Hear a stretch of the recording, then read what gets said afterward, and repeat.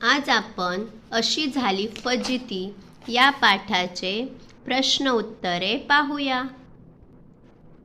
प्रश्न पहिला, उत्तरे लिही। अ. गाढवाच्या पाठीवर पहिल्या वेळी कशाचे ओझे होते? इथे आहे मिठाचे। गाढवाच्या पाठीवर पहिल्या वेळी मिठाचे ओझे होते असे उत्तर लिहा। आ. गाढव पाय घसरून कोठे पडले? इथे पहा, त्याचा पाय घसरला, ते पाण्यात पडले। उत्तर लिहा, गाढव पाय घसरून नदीच्या पाण्यात पडले। नंतर ई.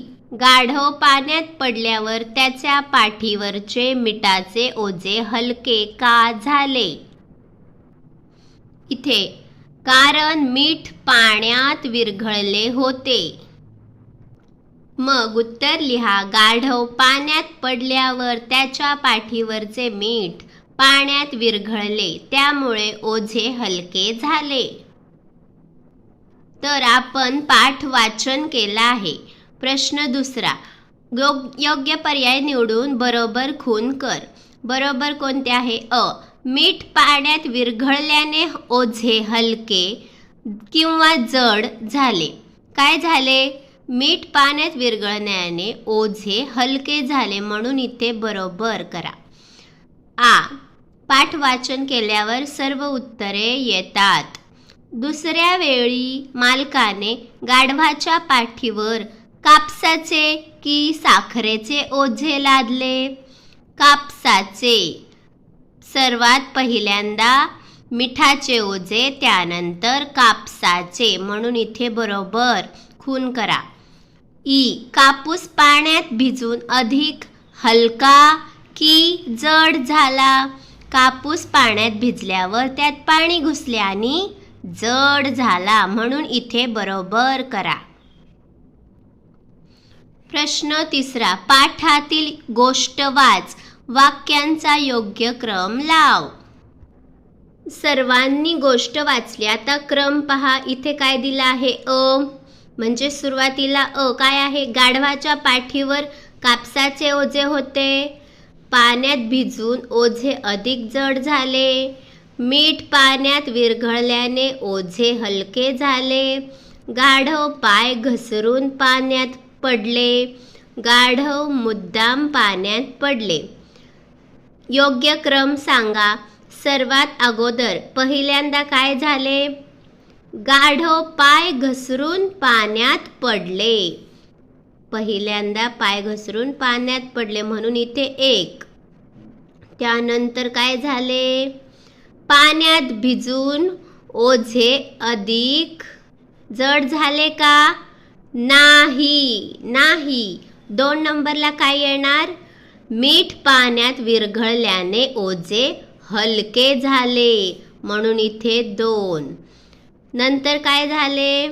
गाढव मुद्दाम पाण्यात पडले। पुन्हा गाढव नंतर मुद्दाम पाण्यात पडले। त्यानंतर काय झाले? मग 4 नंबरला काय येईल? गाढवाच्या पाठीवर कापसाचे ओझे होते, नंतर कापसाचे ओझे दिले 4, आणि शेवटी पाण्यात भिजून ओझे अधिक जड झाले, शेवटी ओझे जड झाले 5। तर अशा क्रमाने आपण उत्तरे लिहिली आहेत। तर सर्वांनी या चौकटीमध्ये योग्य क्रम लिहा आणि प्रश्न उत्तरे पूर्ण करा। विचार कर व सांग। प्रश्न पहिला, गाढव दुसऱ्या वेळी मुद्दाम पाण्यात का पडले? पाठीवरचे ओझे हलके व्हावे म्हणून मुद्दाम पाण्यात पडले।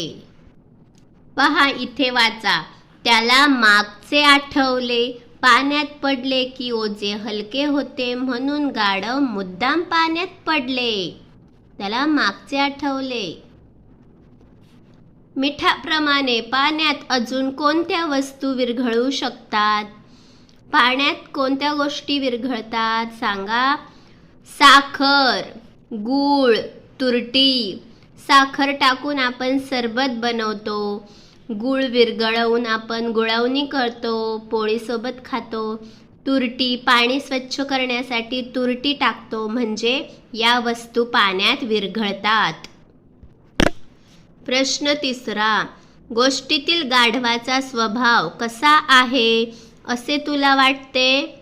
आळशी, कारण गाढव काम कमी करायला बघते, काम टाळते. जो कोणी काम टाळतो, काम नाकारतो, त्याला कसा म्हणतात? आळशी.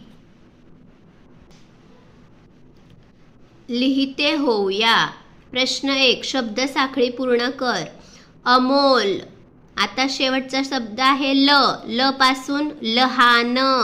न. शेवटचा शब्द न पासून नवीन शब्द. पटापटा साखळी बनवा. नवा. नवा. वास. स.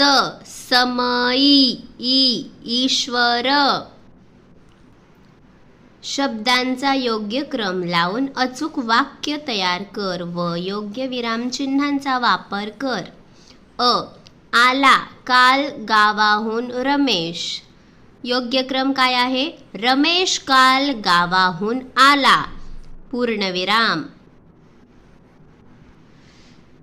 भाजी केली आजी का? आजी भाजी केली का? प्रश्नचिन्ह.